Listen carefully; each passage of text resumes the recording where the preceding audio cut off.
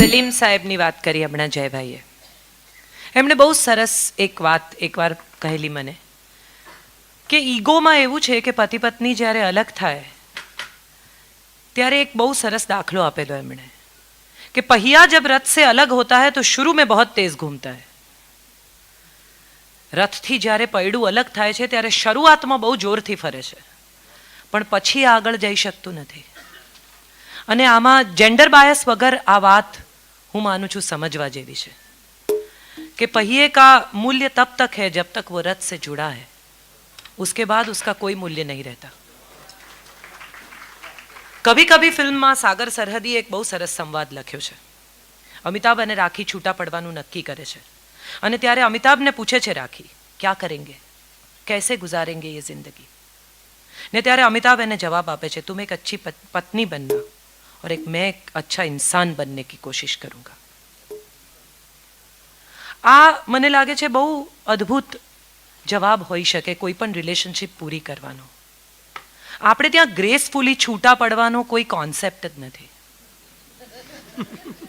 Partners અલગ થાય તો પણ એકબીજાને પુષ્કળ દોષ દે. પડોશીઓ છૂટા પડે ને તો પણ એકબીજાને. અમારે ત્યાં હમણાં જ એક અમારી સોસાયટીમાં થયું છે કે ખાલી જૂતાનો ઘોડો કઈ બાજુ મૂકવો એ નક્કી કરવા માટે આઈપીએસને બોલાવવા પડેલા. નક્કી ખાલી એટલું જ કરવાનું હતું કે જૂતાનો ઘોડો કઈ બાજુ મૂકવો, પેલી બાજુ કે આ બાજુ. આપણા દેશમાં સૌથી ઊંચી દિવાલ અહમની છે. લોકોને ખોટું બહુ જલ્દી લાગી જાય, માઠું લાગે નાની નાની વાતમાં. ફલાણા ભાઈને મેન્શન ના કરે, આ મુકેશભાઈ આવ્યા છે ને જો કોઈ એમની નોંધ ના લે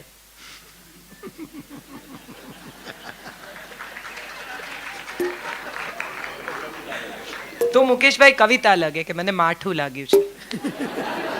પણ કાજલ મેં તમે બોલાય મને મીઠું લાગ્યું. આ કવિ છે, તાલીઓ પ્લીઝ. આ કવિ છે ગુજરાતી ભાષાનો કે જેની પાસે તરત જવાબ છે. માર્ટિન બ્યુબર નામના એક યહૂદી તત્વચિંતકે આઈ એન્ડ ધાવ નામનું પુસ્તક લખ્યું છે, હું અને તું. એમણે બહુ સરસ વાત એમાં લખી છે કે જે હું ને ઓગાળી નાખે છે એ તું ને પામે છે. હું મારામાં રહું ત્યાં સુધી તારા સુધી કેમ પહોંચું? માણસે ક્યાંક પહોંચવું હોય તો નીકળવું પડે છે. અને જો માણસ પોતાનામાંથી બહાર નહીં નીકળે તો એ તું સુધી કેવી રીતે પહોંચશે? રિચર્ડ બેક એક બહુ જ જાણીતા લેખક છે. જોનાથન લિવિંગસ્ટોન સીગલ એમની નવલકથા અને બ્રિજ અક્રોસ ફોર એવર, એમાં એની હિરોઈન લેસ્લી ઘર છોડીને જાય છે અને એક પત્ર લખે છે એના પતિને. એમાં એણે બહુ સુંદર વાત લખી છે. એડ્રેસ કર્યું છે રિચર્ડ માય પ્રેશિયસ ફ્રેન્ડ. એના પતિને પત્ર લખ્યો છે, ઘર છોડતી વખતે પત્ર લખ્યો છે. રિચર્ડ માય પ્રેશિયસ ફ્રેન્ડ, આપણે એકબીજાની સાથે રહીને એકબીજાને દુઃખ આપવા સિવાય બીજું કંઈ કરી શકીએ એમ નથી. મારે જે કહેવું છે એમાં ક્યાંય રોષ, આરોપ કે તારી ખામીઓ દેખાડવાનો પ્રયત્ન નથી. માત્ર એકબીજાને જે વેદના આપણે આપી રહ્યા છીએ એ અટકાવવાનો પ્રયત્ન કરવા માટે હું ઘર છોડીને જાઉં છું. આ સમજદારી સાથે છૂટા પડવાનો ગ્રેસ જો આ દેશમાં આવે તો હું માનું છું કે બહુ મોટા ભાગના લગ્નો તૂટતા જ અટકી જાય. સપ્તપદીના 7 વચન દરેક માણસ આપીને લગ્ન કરે છે, મોટા ભાગના લોકો, જે લોકો વિધિસર પરણે છે. પણ જો તમે કોઈને પૂછો કે સપ્તપદીના 7 વચન કડકડાટ બોલો તો એમને નથી ખબર. 50,000 રૂપિયાનું ઇન્વેસ્ટમેન્ટ કરવાનું હોય તો આપણે કેટલું બધું જોઈએ છે. લોક ઇન પીરિયડ કેટલો છે, માર્કેટ વોલેટાઇલ થશે તો શું થશે, યુલિપમાં નાખશો કે બીજે ક્યાંક નાખશો, અચ્છા જરા બતાવો તો ખરા કન્ડિશન અપ્લાયમાં શું શું લખ્યું છે. અને આ 7 વચન જે આપીને આપણે જિંદગીભરનું ઇન્વેસ્ટમેન્ટ કરીએ છીએ એ વાંચવા કે જાણવાની પણ આપણે તસ્દી લેતા નથી. બહુ સુંદર વચનો છે. પહેલું વચન કહે છે કે એશ એકપદી ભવ, આપણે બંને એક થઈએ. એક SMS આવેલો મારા પર કે wife and husband when they decide to become one it's a nice thing, but when they try to decide which one there is a problem.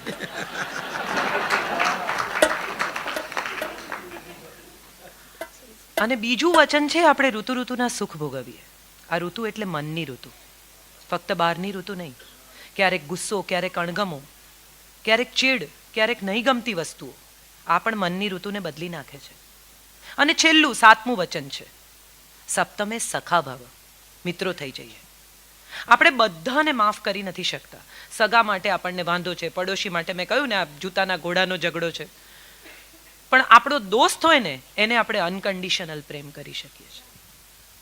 મિત્રને માટે આપણે હંમેશા એમ કહીએ કે હશે એવો જ છે, પણ આપણો ભાઈબંધ છે ને. આટલું જો પતિ પત્ની એકબીજા વિશે કરી શકે ને તો હું માનું છું કે બહુ અદ્ભુત રિલેશનશિપ ડેવલપ થઈ શકે. અને એક મને બહુ સરસ કોઈકે SMS લખ્યો છે, મને યાદ રહેતો નથી, હું સ્ત્રી છું ને એટલે આ SMS મને ગમતો નથી ને યાદ રહેતો નથી, પણ એક બહુ સરસ SMS છે કે પત્ની અને મોબાઈલ બે સરખા છે, બંને જણા ખોટા ટાઈમે રિંગ વગાડે.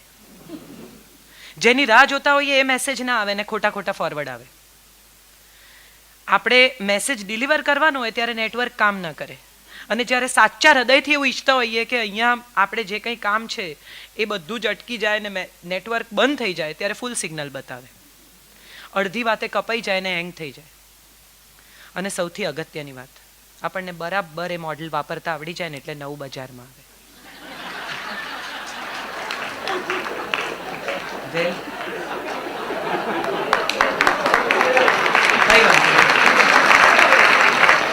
આ નવું મોડેલ હતું. વેલ, મુકુલ ચોકસીની એક બહુ સુંદર પંક્તિ, એની વાંચી છે ડાયરી આખી, પુત્રથી વાત ગુપ્ત રાખી, એક 62 વર્ષના ડોસાએ આંખ ભીની કરી ને પછી લૂછી પણ નાખી.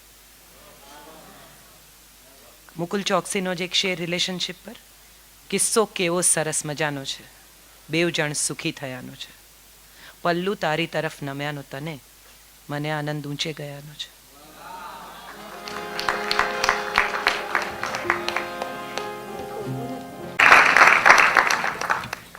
મિત્રો, અમારે ગોંડલમાં હું રહું છું ત્યાં સાંઈરામ દવે બહુ જાણીતા હાસ્ય કલાકાર છે, અને હાસ્ય કલાકાર તરીકે જાણીતા થયા, એમાં કવિ તરીકે ઓછા જાણીતા થયા, પણ કવિતાઓ સરસ લખે છે.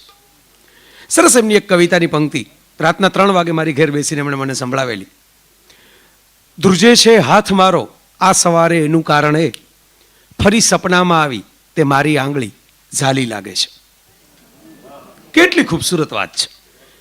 સવારના પહોરની અંદર નશો ચડાવી દે ને એવી વાત છે. અને આ પ્રેમ પણ એક નશો હોય છે. પેલું ઘણા વખત પહેલા શાહરૂખ ખાન ને કાજોલનું ગીત આવેલું ને, સૂરજ હુઆ મધ્યમ ચાંદ જલને લગા, મેં ઠહેરા રહા જમી ચલને લગી. પછી ખબર પડી કે આ તો કચ્છના ધરતીકંપનું વર્ણન હતું. કારણ કે આમાં નક્કી ન થાય ખરેખર ધરતીકંપ આવ્યો શું થયું. આ લવેરિયા એવી વસ્તુ છે કે તમને ક્યારેક ક્યારેક નશો થઈ જ જાય. અને શું કામ નશો થતો હોય છે? રજનીશ સરસ ખુલાસો કરે છે આ વાતનો.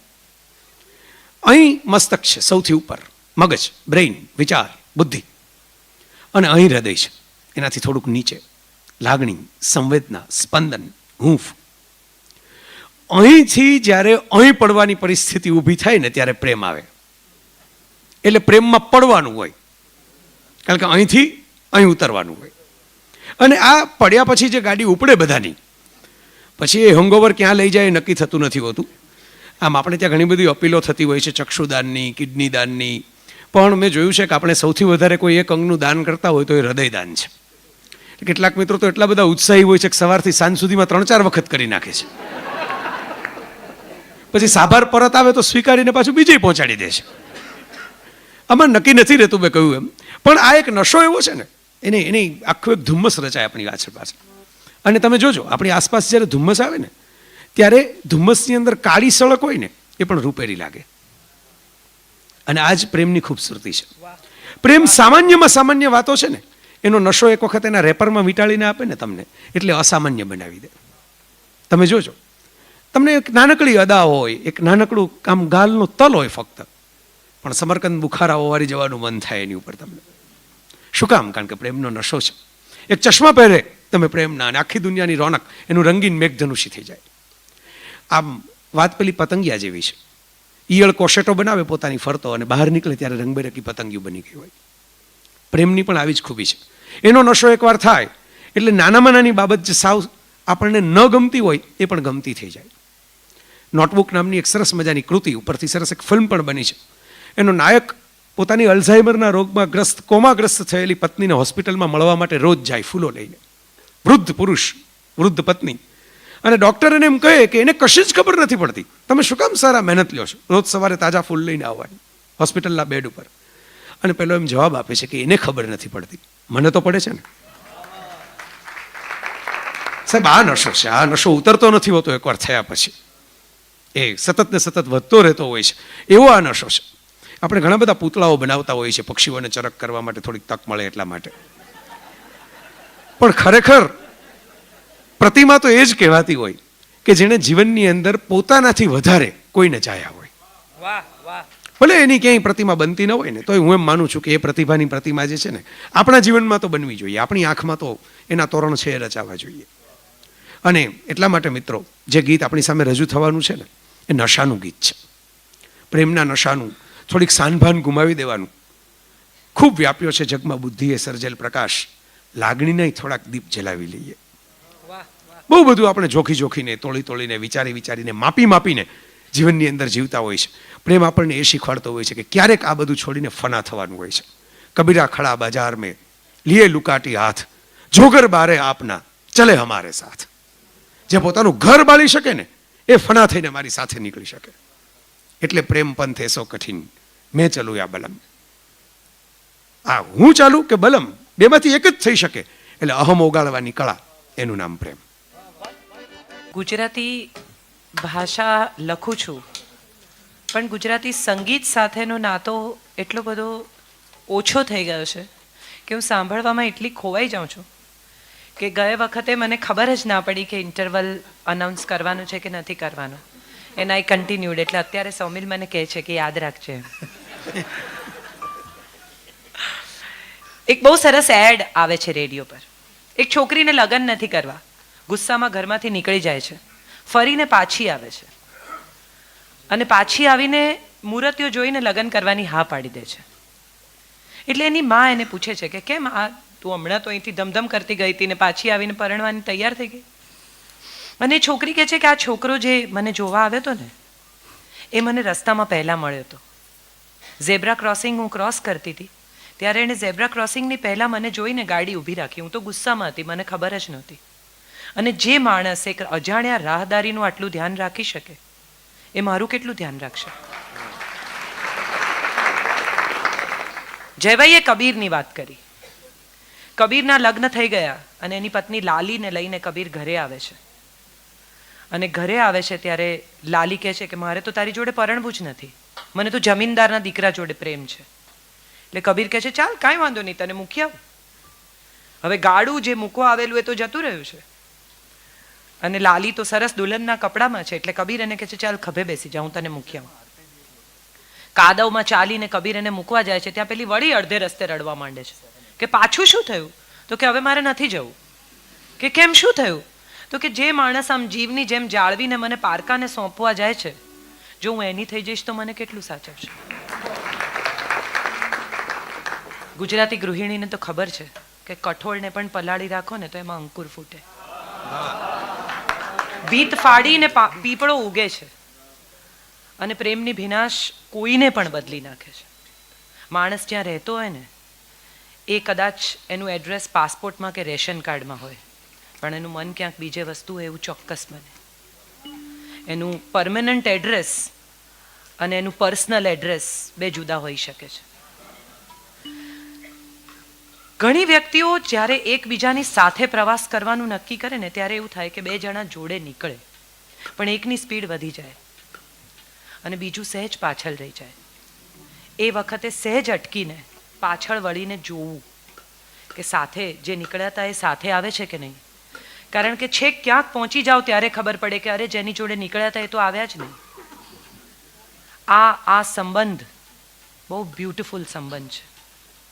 અને આમાં દીપ્તિ મિશ્રની એક રચના જે મને બહુ જ ગમે છે, વો નહીં મેરા મગર उससे मोहब्बत है तो है, वो नहीं मेरा मगर उससे मोहब्बत है तो है, ये अगर रस्मों रिवाजों से बगावत है तो है, सच को मैंने सच कहा जो कह दिया तो कह दिया, सच को मैंने सच कहा जो कह दिया तो कह दिया, अब जमाने की नजर में ये हिमाकत है तो है, कब कहा मैंने कि मिल जाए मुझको वो और मैं उसे, कब कहा मैंने कि मिल जाए मुझको वो और मैं उसे, गैर ना हो जाए बस इतनी सी हसरत है तो है.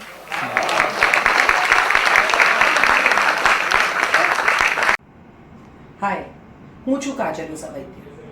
તમે મને બધી જ જગ્યાએ જુઓ છો, યુટ્યુબ પર, બીજી જુદી જુદી ચેનલ્સમાં, અને એ બધા જ હવે જેટલા વિડીયો તમે બીજે બધે જુઓ છો એ હવે મારી પોતાની ચેનલ પર આવે છે. બીજે ક્યાંય ગયા વગર come to Kajal Oza Vaidya my own. એ છે મારી પોતાની ચેનલ યુટ્યુબ પર, જ્યાં હું અપલોડ કરીશ નવા વિચારો, નવા વિડીયોઝ. રેગ્યુલરલી હું જ્યાં લેક્ચર્સ કરું છું એ વિડીયોઝ પણ તમને ત્યાં મળશે. તો પ્લીઝ બીજે ક્યાંય પણ ગયા વગર do come to Kajal Oza Vaidya my on.